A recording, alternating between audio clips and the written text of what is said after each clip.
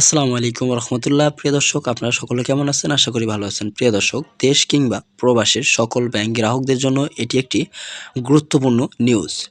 প্রিয় দর্শক, আপনারা যদি আমাদের চ্যানেলটিতে নতুন হয়ে থাকেন তাহলে অবশ্যই চ্যানেলটিতে সাবস্ক্রাইব করে বেল বাটন অন করে রাখুন। সম্মিলিত ইসলামী ব্যাংক নিয়ে কি বলছে অর্থনীতিবিদরা, তাই নিয়ে থাকছে আজকের প্রতিবেদনটি প্রকাশ করেছে সময় নিউজ। সরকারি মালিকানায় কার্যক্রম শুরুর অপেক্ষা 5টি ব্যাংকের সমন্বয়ে গড়ে তোলা সম্মিলিত ইসলামী ব্যাংক। তবে আগামী 2-3 বছরের মধ্যে ব্যাংকটি ছেড়ে দেওয়া হবে। বেসরকারি মালিকানায় কিছু ব্যাংকের অর্থনীতিবিদরা বলছে 2 বছরেই ব্যাংকটির উপর আস্থা ফেরানো চ্যালেঞ্জিং।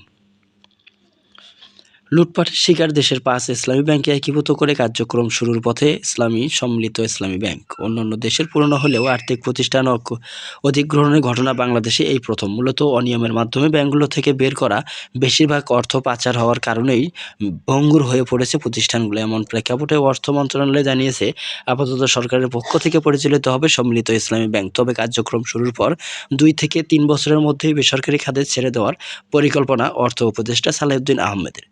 প্রতিটি ওয়াশিংটন সফরে গিয়ে বিশ্বব্যাংকের বাংলাদেশ অফিসে এক সাক্ষাৎকারে একথা জানান তিনি। দীর্ঘমেয়াদে ব্যাংকটির সিনিয়র ব্যাংকার অর্থনীতিবিদ পরামর্শ, আস্থা ফেরাতে হবে গ্রাহকদের, আর বেসরকারি করণের সিদ্ধান্ত নির্ভর করবে রাজনৈতিক সরকারের উপর। অগ্রণী ব্যাংক পিএলসির চেয়ারম্যান সৈয়দ আবু নাসের বখতিয়ার আহমেদ বলেন, 2 বছরে ব্যাংকটি হয়তো দাঁড়াতে পারবে, কিন্তু আমাদের কাছে মনে হচ্ছে 2 বছরে দাঁড়ানো খুবই কঠিন। আগে গ্রাহকদের আস্থা আনতে হবে। নতুন ডিপোজিট তখনই আসবে যখন পুরনো গ্রাহকরা তাদের টাকা ঠিকঠাক মতো পাবে, কিন্তু সেটা না হলে নতুন ডিপোজিটর আসবে না।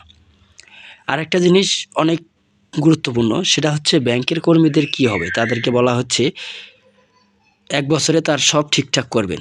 এরপর বলা হচ্ছে শেয়ার মার্কেট দেওয়া হবে, নতুন শেয়ার একটা পাবলিক হবে, নতুন কিন্তু স্বপ্ন। এগুলো বাস্তবে এত তাড়াতাড়ি করা সম্ভব না। আর্থিক খাতের সংস্কার দৃশ্যমানের সঙ্গে অঙ্গীকারবদ্ধ অন্তর্বর্তীকালীন সরকার। তবে ব্যাংক খাত পুনর্গঠনে পরিবর্তন এলেও সংকটে থাকা নন ব্যাংক আর্থিক প্রতিষ্ঠানগুলো নিয়ে এখনও কোনো সিদ্ধান্ত নিতে পারেনি বাংলাদেশ ব্যাংক।